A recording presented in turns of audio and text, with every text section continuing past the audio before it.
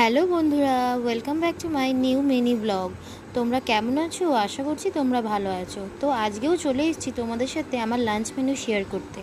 তো আজকে আমার লাঞ্চে ছিল উচ্ছে আলু ভাজা। এখানে তো দেখতেই পাচ্ছ ডিম সিদ্ধ ছিল, পেঁয়াজ ছিল, আর ছিল চিকেনের লাল লাল ঝোল।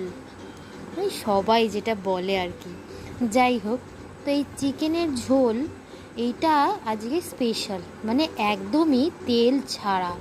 তেল ছাড়া যে চিকেন হয় সেটা অনেকের মনে ধারণা হতে পারে যে না বাবা, তেল ছাড়া হতেই পারে না, মানে তার মানে নিশ্চয়ই কিছু গন্ধ গন্ধ বেরোবো এ রসুনের, বা টেস্ট হবে না।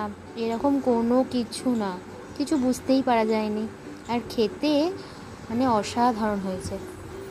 কিন্তু আজকে আমি বেশি খেতেই পারিনি। সেইটা কি কেন হলো আমিও জানি না। আসলে টিফিনে মুড়ি খেয়েছিলাম, যে অনেকটা খাওয়া হয়ে গেছিলো তখন। তারপর আর ভাত খাওয়ার সময় বেশি কিছু আর খেতে পারিনি।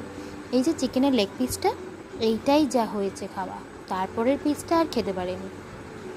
আর এখানে তো পেঁয়াজ ছিল, তো লেবুও ছিল। আর আমার মেয়ে ডিম সিদ্ধ চাইছিল।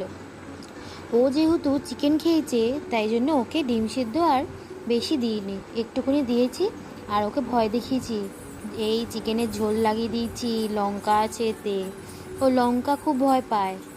একবার কামড়ে ফেলেছিল নিজে নিজে, তারপর থেকে ও জানে ওটা লঙ্কা, ও ভয় পায়। তো আমার মতো এরকম চিকেনের হাড় খেতে কার ভালো লাগে বলবে তো? চিকেনের হাড় খেতেও তো আমার খুব ভালো লাগে। কিন্তু চিকেনের হাড় খাওয়া তো চলে না, তাই জন্য বকাও খাই ঘরে। কিন্তু তাও যেন সেই চিকেনের হাড় আমি ছাড়তে পারি না। সব ছেড়ে দিলেও চিকেনের হাড় ছাড়তে পারবো না। তো যাই হোক, এই যে চিকেনের হাড়টা সব খেয়ে নিলাম পরিষ্কার করে।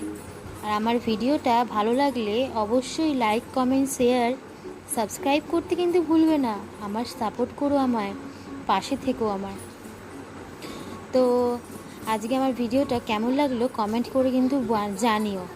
আর এরকম তেল ছাড়া চিকেন কখনো রান্না করে খেয়েছো কি না আমাকে সেটাও বলো। Thanks for watching. টাটা আজকের মতো।